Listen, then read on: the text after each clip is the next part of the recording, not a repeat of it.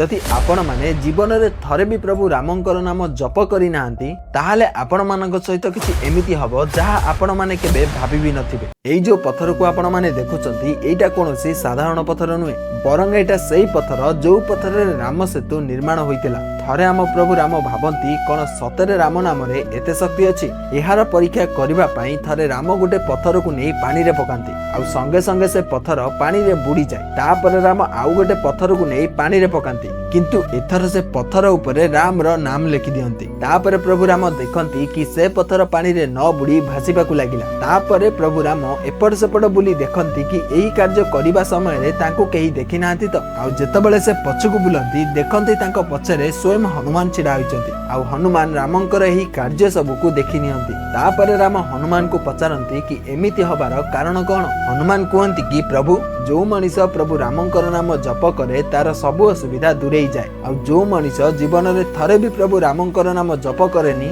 सी तो एही पत्थर बळी बुडी जिवो ही ना। जय श्री राम।